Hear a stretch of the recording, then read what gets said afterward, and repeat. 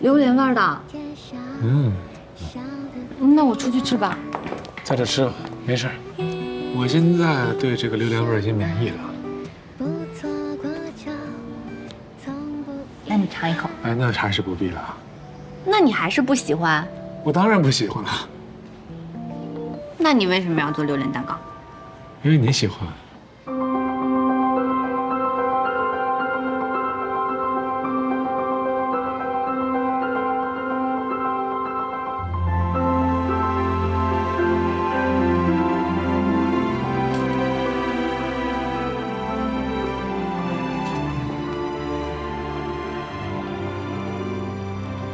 我听张医生说，调到急诊来了。嗯，是不是呀？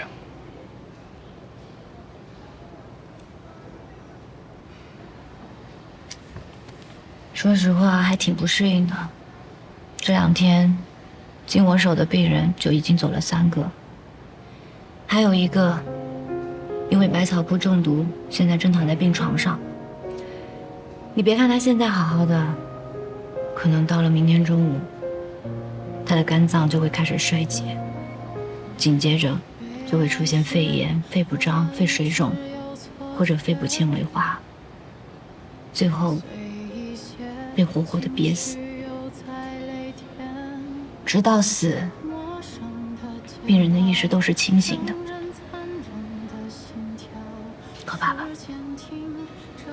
一个救活的病例都没有。有，可是极少极少。主要是看病人服用的时间和剂量，如果少于10毫升的话，并且及时洗胃、及时血液灌流，再加上自己个人的一点运气，可能，也只是可能，还会有最后一线生机。那你现在的这个病人是什么情况？我不知道，他什么都不说。他为什么要自杀？喝了多少？多长时间？他什么都不肯说，他爸爸也都说不清楚。如果真的喝了很多的话，就没有必要抢救了。可是万一呢？万一他只是喝了一点，万一还有救活的机会呢？他只有18岁，18岁这么好的青春年华，他为什么要这么做呢？她长得很可爱，而且才刚刚入大学，也很漂亮，人缘又好，就是和同学吃了一顿饭，聚了个餐，晚上回家就开始喝毒药。你说她为什么？究竟的发生了什么？她为什么要喝那玩意儿呢？性侵啊！什么？你说这个女孩又年轻又漂亮，刚上大学，恋爱都没谈过，那为什么出去吃个饭回来就自杀？也许就是因为性侵，让她想到自杀，所以她也不想开口。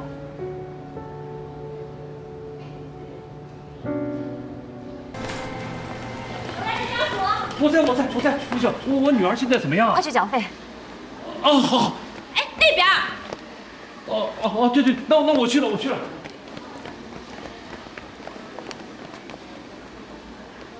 你是对的，他开口了。喝了多少？他没有喝进去，只是在嘴里含了一会儿，因为受不了那个气味儿，所以都吐了。那还有救吗？百草枯的可怕之处就是在于，即使它没有吞咽，也依然可以通过皮肤渗透到血液里，和血浆蛋白高度结合。那就是……医生，我叫好了。好。虽然难度很大，但我们依然制定了完整的救治方案。第一步还是先把药用上，血液灌流继续，之后的1天、3天、7天、14天、21天是抢救过程中非常重要的时间节点，包括胸部 CT、血尿常规，每个时间点上都要做全套的检查，以便随时监测病人的身体情况。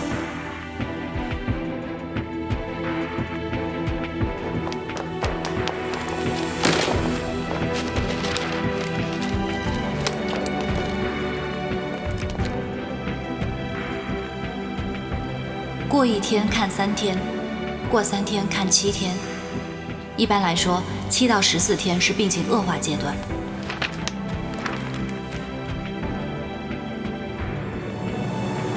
14天定生死，很多人都扛不过这个阶段，我们都要做好这个准备。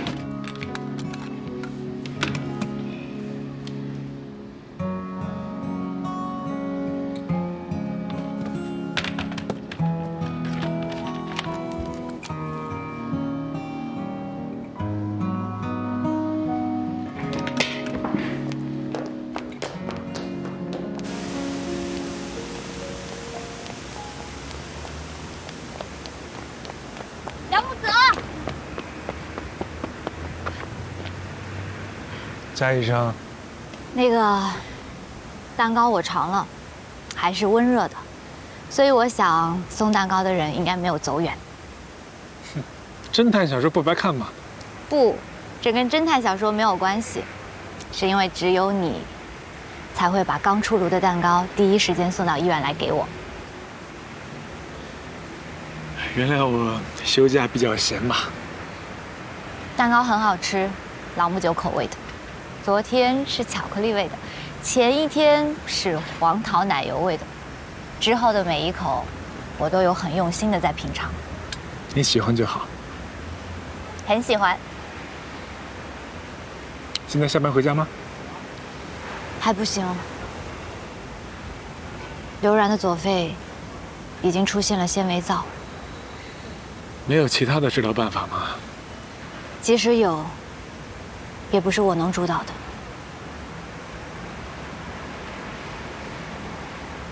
梁木泽，你是不是觉得我特别没有用啊？眼睁睁地看着一条鲜活的生命在我面前窒息而死，我真的觉得自己像一个无能的白痴。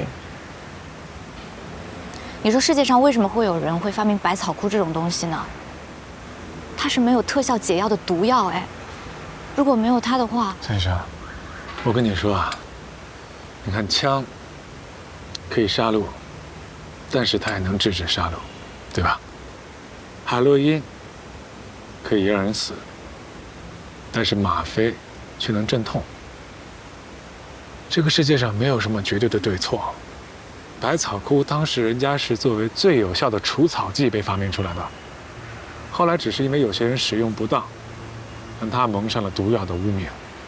可能没有百草枯的世界会变得更好，但是跟我们已经没有关系了。这个世界上没有绝对的善恶好坏，我们能做的就是做好每一次最正确的选择。所以夏医生，不要再去想没有百草枯的世界会怎么样了。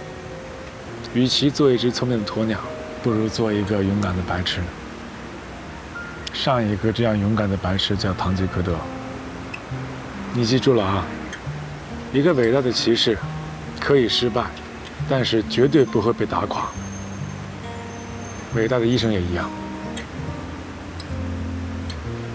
伟大的医生，我可以吗？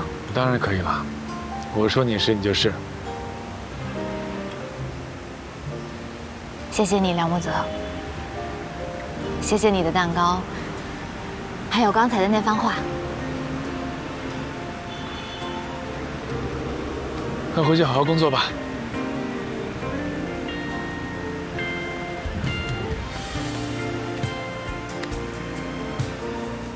工作再忙啊，也要注意你的军容，知道吗？拜拜。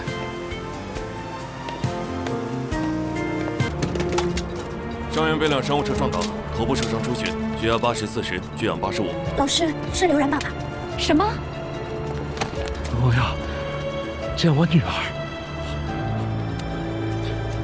我女儿。老师，脑外伤需要上呼吸机，去 EICU。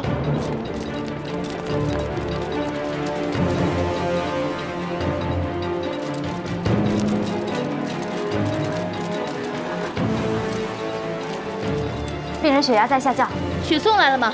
赶紧催一下，血送来，赶紧输上。彭总马上去，准备气管插管。好的。不要插管！不要插管！我不要插管！我不要插管！你冷静一下，帮我按住他。不要插管！不要管我！救我女儿！救我女儿啊！不要管我！救我女儿！救我女儿啊！救我女儿！救我女儿！女儿啊！救她！不要管我！救我女儿！救我女儿啊！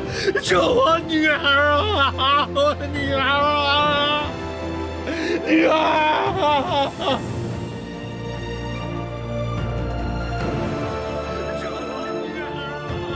夏初，赶紧去安抚刘然。是。你们快去救她呀！女儿！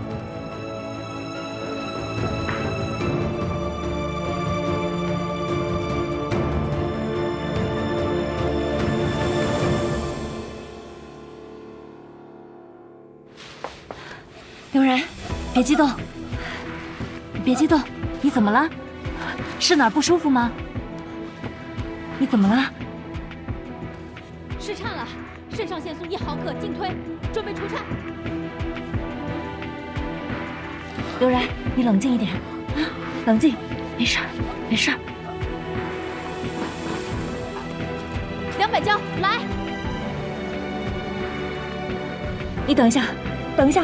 200焦，输完毕。写下来。200焦，再来一次。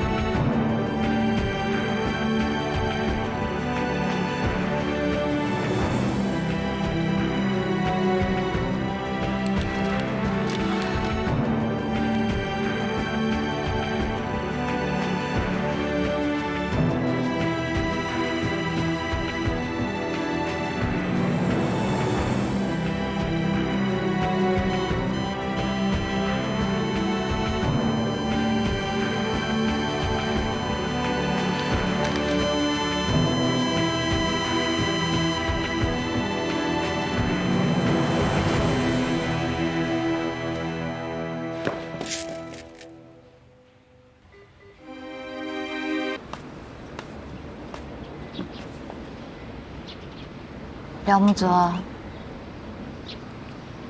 背后长眼睛了？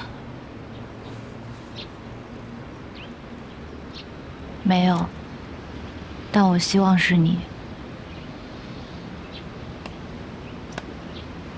怎么了？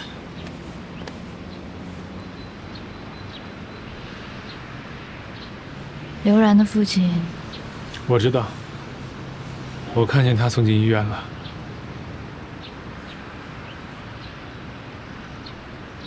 出事前，是我跟他说，装上 ECMO 是刘然最后的一线生机，所以他才着急出去筹钱。可是没想到竟然……车祸是意外，夏初。带我的上级医生，他们都觉得这个方案过于激进，危险很高，根本就没有必要跟病人的家属提起。是我执意要说的。我坚持认为，对于刘然的病情，他父亲有100%的知情权和决定权。可是现在，我不确定。不确定什么？如果说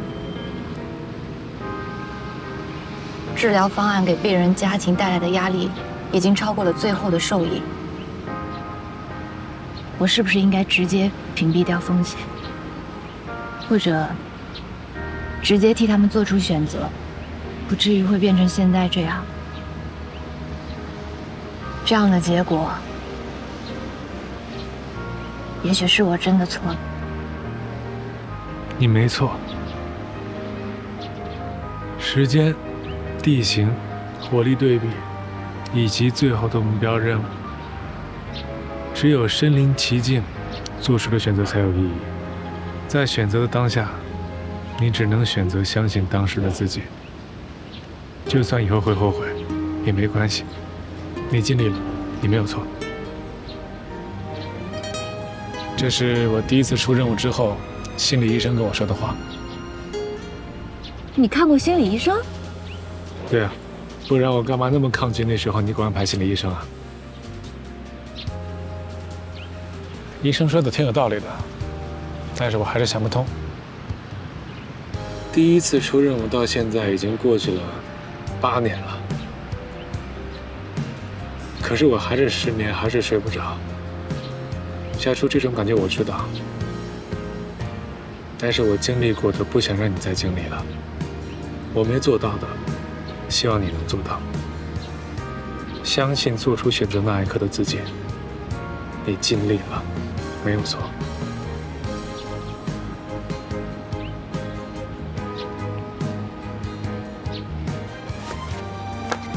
你有钱吗，梁木泽？啊？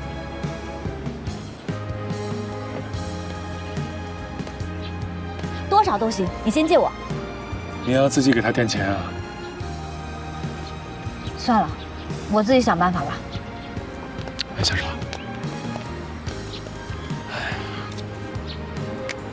后面是密码。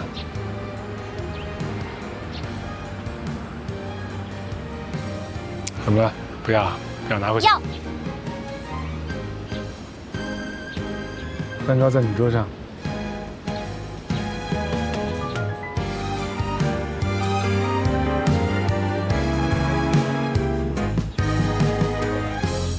谢谢你。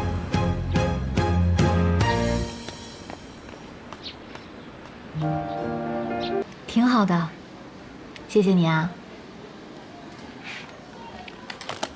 夏初，啊，你几天没洗头了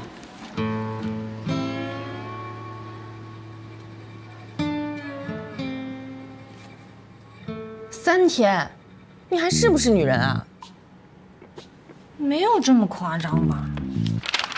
你自己闻闻。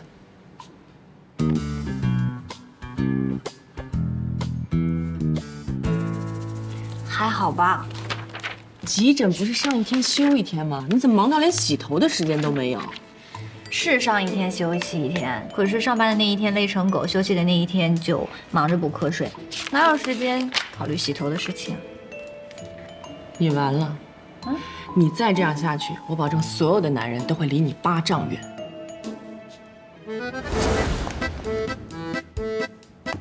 谢谢你。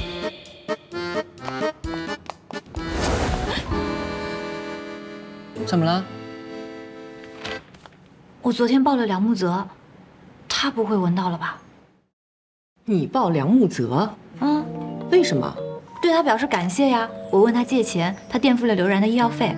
他肯？他把他的银行卡给我了。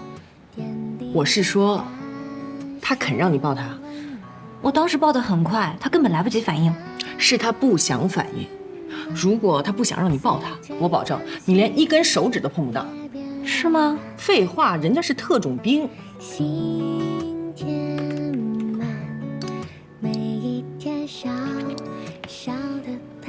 好吃吗？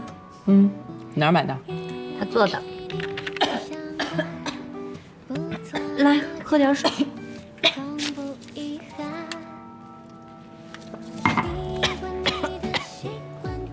怎么了？夏初，梁木泽，他喜欢你。可他什么都没有说。如果一个男人，哪怕你3天不洗头，他都肯让你抱；你跟他借钱，他就直接递上银行卡；你加班，他就往你办公室送他亲手做的蛋糕。意思不要太明显好吗？还需要说什么吗？当然需要说啦。生活需要仪式感，对爱情而言，告白和承诺就是仪式。所以，你承认你们之间是爱情了？其实，仪式感不需要男人主导的。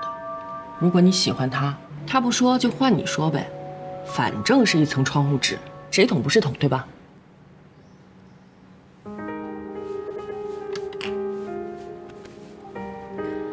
那你跟卓然也是你先说的吗？是我。你真勇敢，米果。说完之后，我才发现，我跟他之间远不止一层窗户纸的距离。